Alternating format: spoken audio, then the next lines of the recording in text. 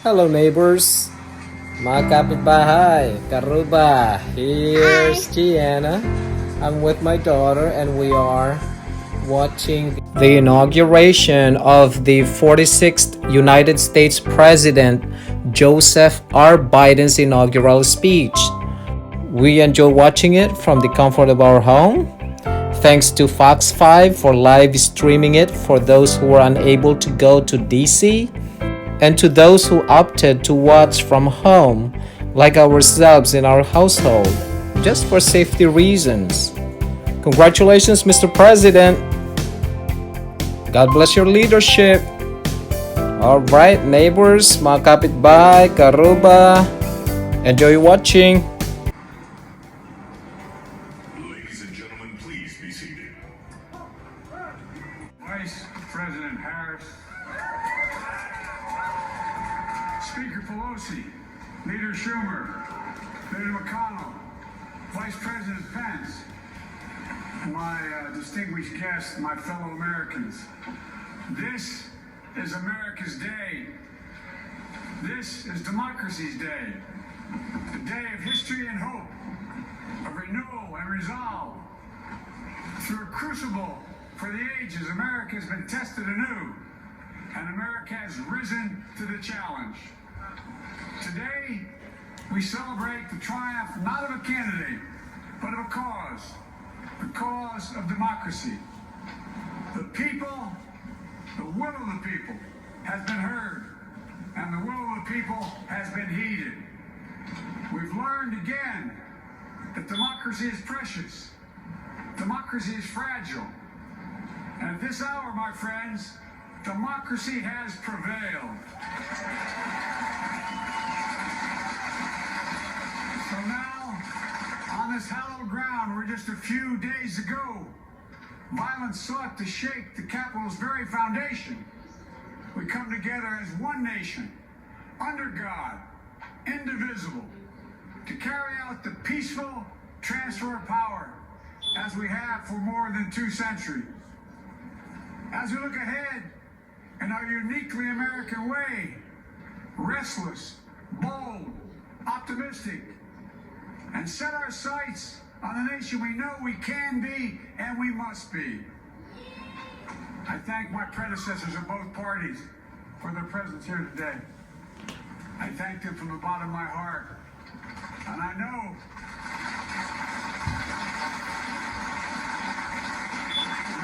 the resilience of our Constitution and the strength of our nation, as does President Carter, who I spoke with last night, who cannot be with us today, but whom we salute for his lifetime in service. I've just taken the sacred oath each of those patriots have taken. The oath first sworn by George Washington. But the American story depends not on any one of us, not on some of us, but on all of us, on we the people who seek a more perfect union. This is a great nation. We are good people. And over the centuries, through storm and strife, in peace and in war, we've come so far, but we still have far to go. We'll press forward with speed and urgency, for we have much to do in this winter of peril and significant possibilities. Much to repair, much to restore, much to heal, much to build, and much to gain. Few people in our nation's history have been more challenged or found a time more challenging or difficult than the time we're in now. Once in a century virus that silently stalks the country.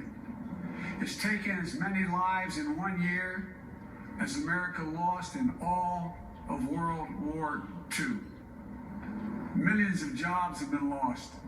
Hundreds of thousands of businesses closed. A cry for racial justice, some 400 years in the making, moves us. The dream of justice for all will be deferred no longer. The cry cry for survival comes from the planet itself. A cry that can't be any more desperate or any more clear. And now, a rise of political extremism, white supremacy, domestic terrorism, that we must confront and we will defeat. To overcome these challenges, to restore the soul and secure the future of America, requires so much more than words. It requires the most elusive of all things in a democracy: unity. Unity. In another January, on New Year's Day in 1863, Abraham Lincoln signed the Emancipation Proclamation. When he put pen to paper, the president said, and I quote, "If my name ever goes down into history, it'll be for this act, and my whole soul is in it." My whole soul is in it. Today, on this January day, my whole soul is in this. Bringing America together, uniting our people, uniting our nation. And I ask every American to join me in this cause.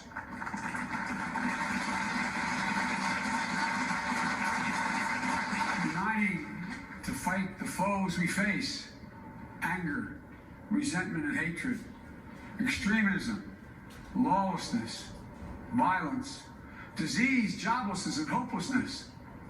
With unity, we can do great things, important things. We can right wrongs. We can put people to work in good jobs. We can teach our children in safe schools. We can overcome the deadly virus.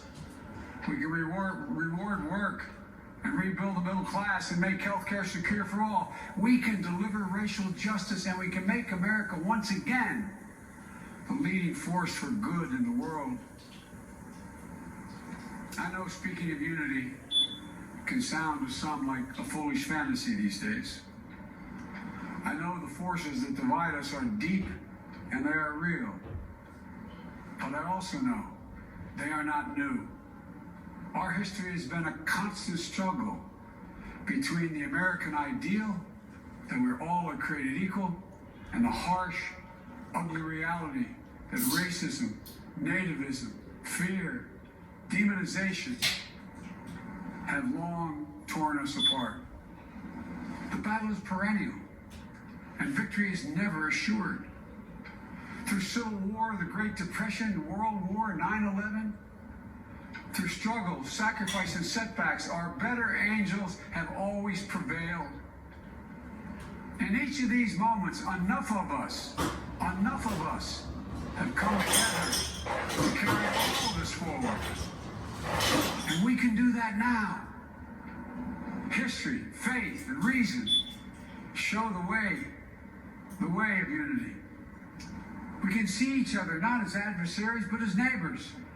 We can treat each other with dignity and respect. We can join forces, stop the shouting, and lower the temperature. For without unity, there is no peace, only bitterness and fury. No progress, only exhausting outrage. No nation, only a state of chaos. This is our historic moment of crisis and challenge. And unity is the path forward. And we must meet this moment as the United States of America. If we do that, I guarantee you we will not fail. We have never, ever, ever, ever failed in America. We've acted together. And so today, at this time, in this place, let's start afresh. All of us. Let's begin to listen to one another again. Hear one another. See one another. Show respect to one another. Politics doesn't have to be a raging fire, destroying everything in its path. Every disagreement doesn't have to be a cause for total war. And we must reject the culture in which facts themselves are manipulated and even manufactured.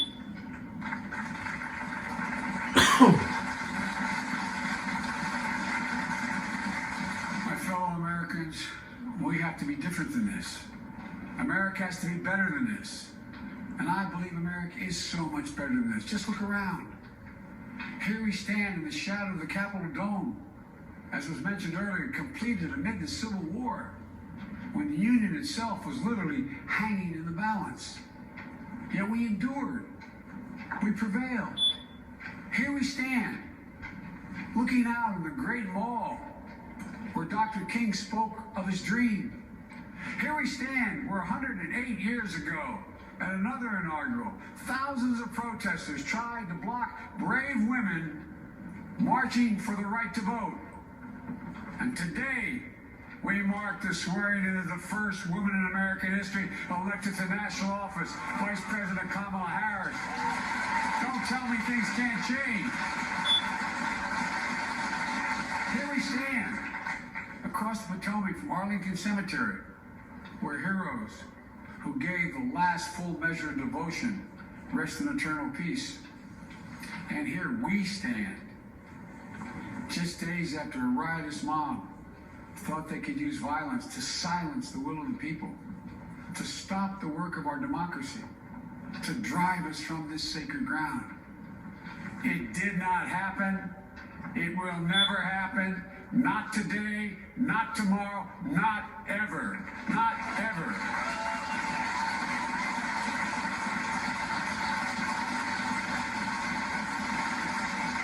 To all those who supported our campaign, I'm humbled by the faith you placed in us. To all those who did not support us, let me say this. Hear me out as we move forward. Take a measure of me and my heart. And if you still disagree, so be it. That's democracy. That's America. The right to dissent peaceably within the guardrails of our republic is perhaps this nation's greatest strength. Yet hear me clearly. Disagreement must not lead to disunion. And I pledge this to you. I will be a president for all Americans. All Americans. And I promise you, I will fight as hard for those who did not support me as for those who did.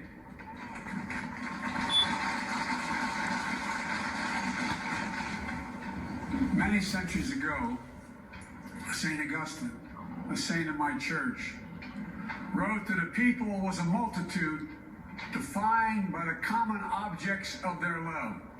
Defined by the common objects of their love.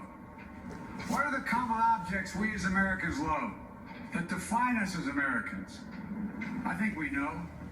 Opportunity, security, liberty, dignity, respect, honor, and yes, the truth. Recent weeks and months have taught us a painful lesson. There is truth and there are lies. Lies told for power and for profit. And each of us has a duty and a responsibility as citizens, as Americans, and especially as leaders. Leaders who have pledged to honor our Constitution and protect our nation, to defend the truth and defeat the lies. Look, I understand that many of my fellow Americans view the future with fear and trepidation. I understand they worry about their jobs. I understand, like my dad, they lay in bed at night, staring at the ceiling, wondering, can I keep my health care? Can I pay my mortgage? Thinking about their families, about what comes next. I promise you, I get it. But the answer is not to turn inward, to retreat into competing factions, distrusting those who don't look like you, or worship the way you do, or don't get their news from the same sources you do. We must end this uncivil war that pits red against blue, rural versus urban, conservative versus liberal. We can do this if we open our souls instead of hardening our hearts, if we show a little tolerance and humility, and if we're willing to stand in the other person's shoes, as my mom would say, just for a moment, stand in their shoes. Because here's the thing about life. There's no accounting for what fate will deal you. Some days, when you need a hand. There are other days when we're called to lend a hand. That's how it has to be. It's what we do for one another. And if we are this way, our country will be stronger, more prosperous, more ready for the future. And we can still disagree. My fellow Americans, in the work ahead of us, we're going to need each other. We need all our strength to persevere through this dark winter. We're entering what may be the toughest and deadliest period of the virus. We must set aside politics and finally face this pandemic as one nation. One nation. And I promise you this, as the Bible says, weeping may endure for a night, but joy cometh in the morning. We will get through this together. Together. Look, folks, all my colleagues I serve with in the House and the Senate up here, we all understand the world is watching all of us today. So here's my message to those beyond our borders. America has been tested, and we've come out stronger for it. We will repair our alliances and engage with the world once again. Not to meet yesterday's challenges, but today's and tomorrow's challenges. And we'll lead not merely by the example of our power, but by the power of our example.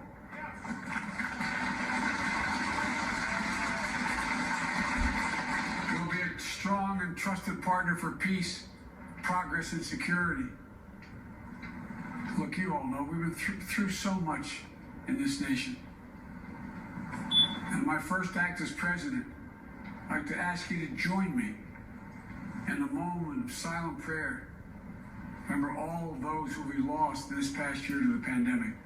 Those 400,000 fellow Americans, moms, dads, husbands, wives, sons, daughters, friends, neighbors, and co-workers. We will honor them by becoming the people and the nation we know we can and should be. So I ask you, let's say a silent prayer for those who've lost their lives and those left behind, and for our country.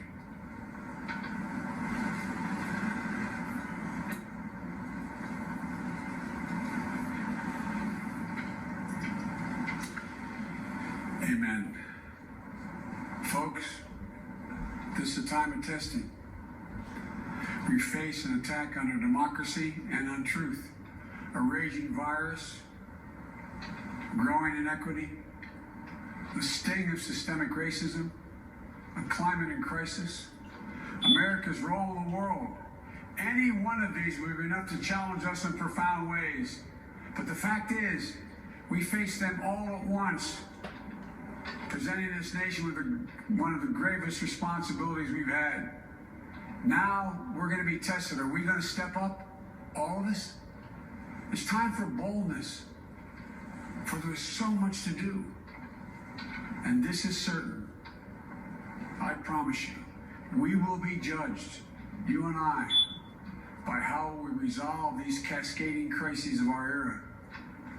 We will rise to the occasion is the question. Will we master this rare and difficult hour? Will we meet our obligations and pass along a new and better world to our children? I believe we must. I'm sure you do as well. I believe we will. And when we do, we'll write the next great chapter in the history of the United States of America, the American story. A story that might sound something like a song that means a lot to me. It's called American Anthem. There's one verse that stands out, at least for me, and it goes like this. The work and prayers of century have brought us to this day. What shall be our legacy? What will our children say? Let me know in my heart When my days are through, America, America, I gave my best to you.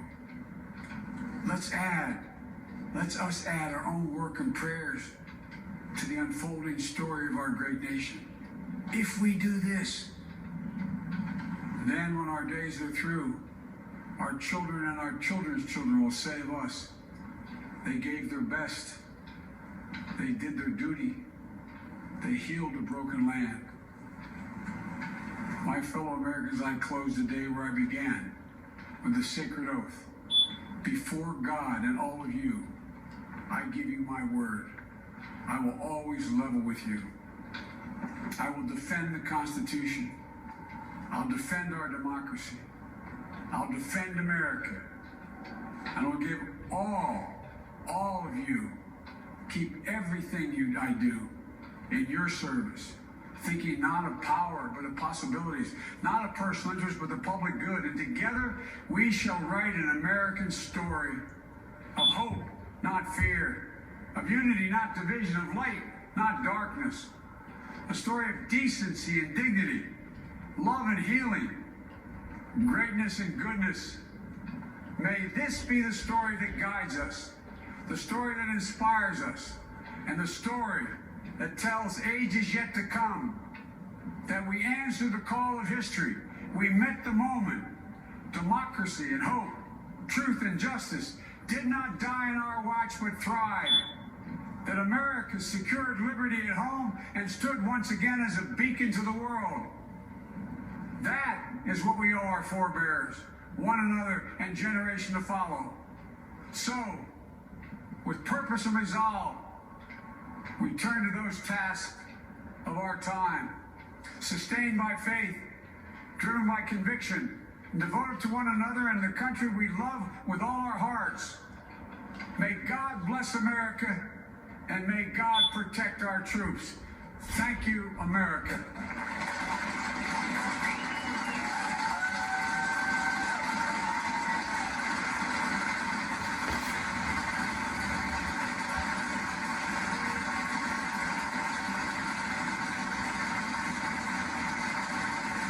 Right? Remember, you're appreciated for everything that you do that is good. God bless you from the bottom of my heart. Remember to subscribe, hit the bell, and leave your comment down below.